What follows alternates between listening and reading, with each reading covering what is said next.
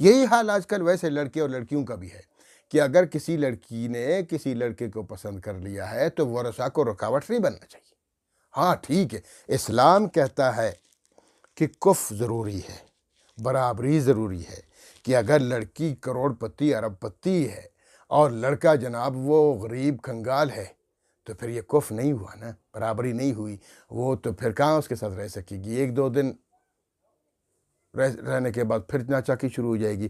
کف نہ ہو تو پھر ورثہ روک سکتے ہیں، ایک یہ، یا پھر جناب ادھر وہ سیدہ ہے اور یہ عام بندہ ہے، کف نہیں ہے۔ اسی طرح جناب علمی حساب سے وہ لڑکی جناب بڑی اعلیٰ تعلیم یافتہ ہے، تعلیم حاصل کر چکی ہے اور یہ جاہل ہے بیچارے، اس کو لکھنا پڑھنا تک نہیں آتا، کف نہیں ہے نا۔ تو لہٰذا کف نہ ہو تو پھر ورثہ کو حق ہے کہ اپنی لڑکی کو روکیں اور اس کو سمجھائیں پیار سے، محبت سے۔ اور اگر کف ہے، وہ بھی لڑکا بھی اچھا ہے، یہ بھی بس ٹھیک ہے، آپس میں شادی کرنے ورثہ کیوں؟ یہ بات الگ ہے کہ دیکھیں شریعت فقہ حنفی میں نکاح معلق ہوتا ہے۔ اگر کوئی لڑکی بھاگ کے شادی کر لیتی ہے کسی لڑکے سے، اب جب تک کہ لڑکے کے والدین لڑکی کے والدین راضی نہیں ہوتے یہ نکاح معلق ہے، نکاح لٹکا ہو۔ اگر وہ راضی اظہار کر لیتے ہیں رضامندی کا تو پھر نکاح ہو جاتا ہے، اگر وہ نہیں تو نکاح نہیں ہوتا۔ اسی طرح کہیں اور ہوتا ہے، یہ دیہاتوں میں یا عام جوہلا پتہ کیا کرتے ہیں، لڑکی سے پوچھتے ہی نہیں ہیں، بس تم کو یہ نکاح کرنا پڑے گا، تم کو یہ شادی کرنی پڑے گی، وہ مجبور ہے اور آئندہ ان کی زندگی خراب ہو جاتی ہے۔ تو لہٰذا اگر وہ نہیں چاہتی، لڑکی اور لڑکا اگر نہیں چاہتے ہیں تب بھی نکاح صحیح نہیں ہے، اور اگر ورثہ نہیں چاہتے تب بھی نکاح صحیح نہیں ہے۔ لہٰذا سوچ سمجھ کے ورثہ کو بھی یہی کہا جاتا ہے کہ جب وہ آپس میں ایک دوسرے سے محبت کرتے ہیں، پیار کرتے ہیں، ایک دوسرے کو پسند کرتے ہیں تو تمہیں بھی ان کی پسند کا خیال رکھنا چاہیے۔ ہاں اگر کف نہیں ہے تو اس کو سمجھا دینا چاہیے، بس یہ بات ہے۔ تو اس لیے فرمایا ذالک یوعظ بہ، اس میں تمہارے لیے بہت بڑی نصیحت ہے، بہت بڑا واعظ ہے۔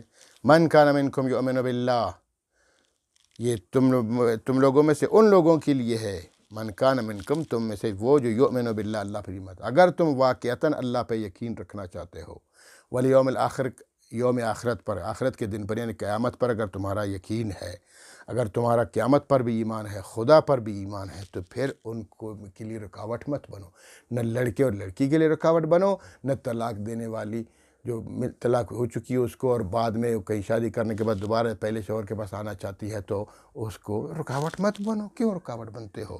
ٹھیک ہے، اگر تم واقعی اللہ کو مانتے ہو، قیامت کو مانتے ہو، تو رکاوٹ کسی کے لیے مت بنو۔